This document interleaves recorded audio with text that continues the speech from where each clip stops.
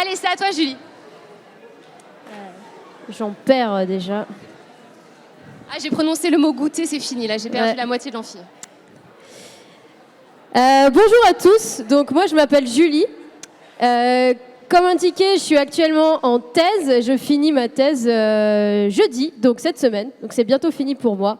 En tant que pour mon parcours, j'ai fait un bac scientifique. Pourquoi ? Parce que j'aimais bien les sciences. C'était tout. Et je savais pas trop quoi faire de ma vie. Donc comme j'aimais bien les sciences, j'ai continué à en faire. Et j'ai fait une école d'ingénieur qui s'appelle l'INSA Lyon, qui est un peu plus loin sur le campus de la Doua. Et je me suis spécialisée en mécanique. Pourquoi ? Parce que j'aimais bien la mécanique, je trouvais ça marrant. Ensuite, une fois que j'ai été diplômée, donc je me suis retrouvée ingénieure en mécanique et je ne savais toujours pas trop quoi faire.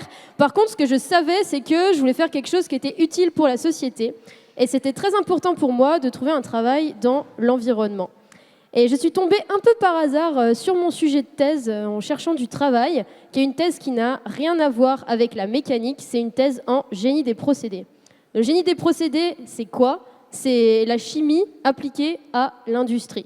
Donc ça n'avait quasiment rien à voir avec ce que j'avais fait pendant mes études, où j'avais fait de la mécanique. Et le message que je voudrais vous faire passer, c'est que je sais que ça peut être un peu stressant, l'orientation, mais qu'en gros, vous inquiétez pas, ça peut mettre plus de 5 ans, voire 8 ans, pour qu'on trouve ce qu'on veut faire. Donc faites ce que vous aimez, puis ça va finir par venir. Alors le sujet de la thèse, qu'est-ce que c'est ? C'est qu'en fait, l'objectif qu'on a, c'est qu'on veut faire du méthane. Donc le méthane, c'est une source d'énergie. C'est le gaz que vous avez dans vos gazinières. C'est le gaz qui vous sert à vous chauffer pour certains. Et d'ailleurs, il n'y en aura pas assez cet hiver à cause de la guerre en Ukraine. Donc c'est ça le méthane. Et donc cette source d'énergie, ce qu'on veut faire avec ma thèse, c'est qu'on veut l'obtenir à partir de déchets. Donc ça veut dire qu'on attaque 2 problèmes en même temps. Le premier, on a le problème de l'énergie fossile. Actuellement, les ressources en pétrole et en gaz naturel sont en train de s'épuiser, donc bientôt on n'aura plus d'énergie. Et le deuxième problème, c'est le problème de la gestion des déchets. Vous êtes peut-être au courant, mais on en fait toujours plus. Vous avez peut-être entendu parler du continent de plastique qui s'agrandit sur la mer. Voilà, donc on est toujours en train de plus polluer notre environnement. C'est pour ça que faire de l'énergie avec des déchets sous la forme de méthane, c'est très intéressant.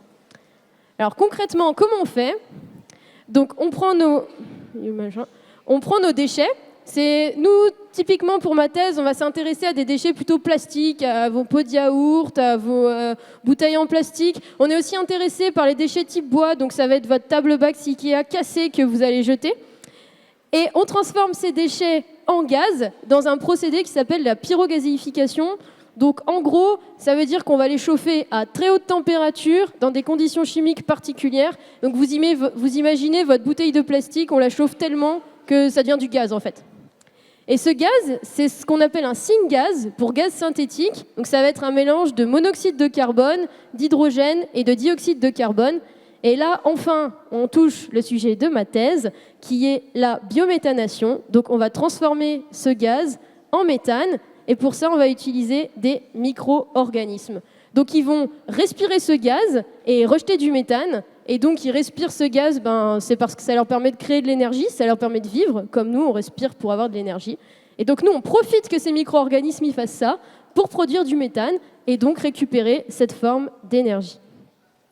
Alors, ça ressemble à ça. Là, vous avez les petits micro-organismes là, qui sont marrons. Là, ils sont dans une petite bouteille.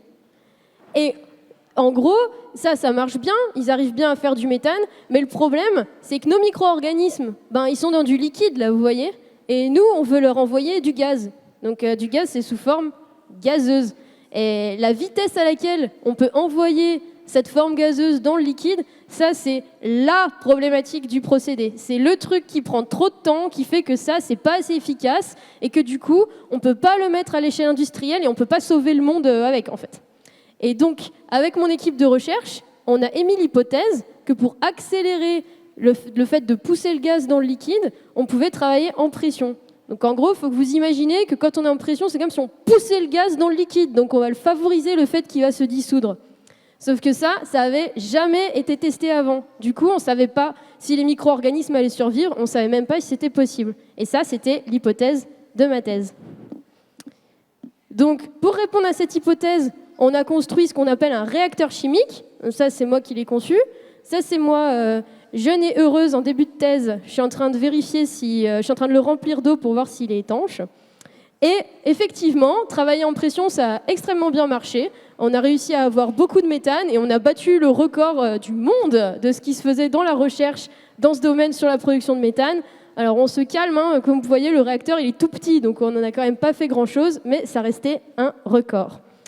Et donc notre hypothèse de travail en pression, elle est validée. Pour vous faire un petit bilan, moi je suis en train de terminer ma thèse, donc faire une thèse c'est quelque chose qui est à la fois très difficile mais c'est très gratifiant. Comme vous voyez, le sujet il est très intéressant, comment les micro-organismes ils fonctionnent, un coup ça marche, un coup ça marche pas, pourquoi, répondre à toutes ces questions. Moi je suis contente d'en voir le bout, et donc jeudi là j'ai ma soutenance de thèse, donc ça veut dire qu'il y a un jury de chercheurs qui va valider si je mérite d'être docteur ou pas. Donc j'espère que ça va le faire, normalement ça va être bon. Voilà, merci pour votre attention. Merci Julie.